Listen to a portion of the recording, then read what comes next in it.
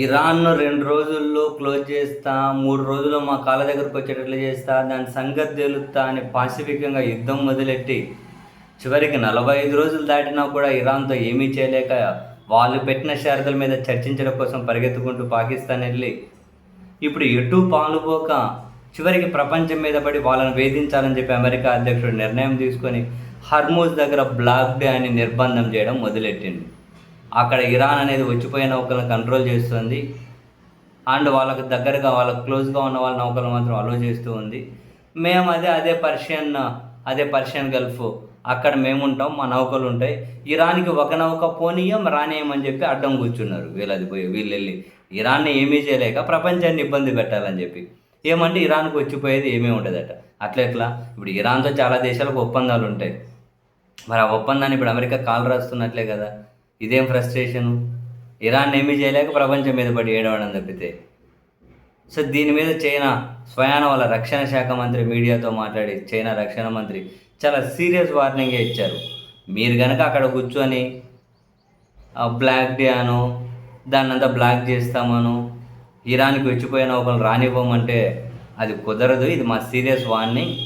ఇరాన్తో మాకు వాణిజ్య ఒప్పందాలు ఉన్నాయి, ఇంధన ఒప్పందాలు ఉన్నాయి. దాన్ని కాదనే హక్కు మీకు ఎక్కడుంది? అసలు మీ పెత్తనం ఏంటి? మీరు కనుక ఆ అడ్డుకోవడం ఇక్కడ ఆపకపోతే పరిణామాలు చాలా తీవ్రంగా ఉంటాయి. అవి చాలా దూరం వెళ్ళి ఆగుతాయి. మా దేశ ప్రయోజనాలు, మా ప్రజల ప్రయోజనాల కోసం మేము ఎందాకైనా వెళ్తాము అని చెప్పి చైనా చాలా సీరియస్ వార్నింగ్ ఇచ్చింది.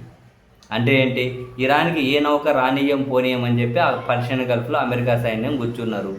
ఆడు ఇరాన్ ఏం చేయలేక ఇది వీళ్ళు కూర్చున్నారు. కానీ ఎక్కువ అలా నష్టపోయేది చైనా, ఇండియా, ఆసియా దేశాలే. సో అందుకని చెప్పి చైనా తీవ్రంగా స్పందించింది.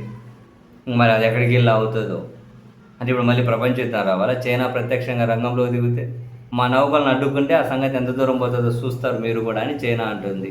ఇరాన్కి వెళ్ళి ఏ నౌకను రానియం పోనీయమని అమెరికా అంటుంది. అలాగని ఇప్పుడు చైనా నౌకలు రాకుండా పోకుండా ఉండవు. 40% పైగా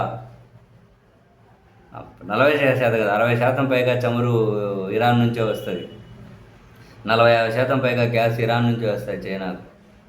సో వాళ్ళు వెళ్ళి మధ్యలో అమెరికా అడ్డుకుంటే చైనా ఊరుకుంటుందా?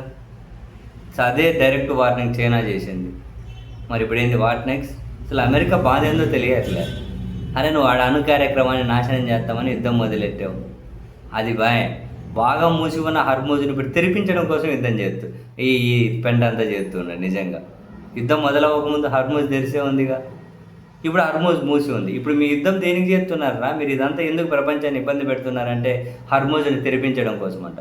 మీరు యుద్ధం మొదలెట్టక ముందు హర్మూజ్ తెరిసే ఉండే కదా. మరి 50 రోజులు ఏం పీకిండ్రు?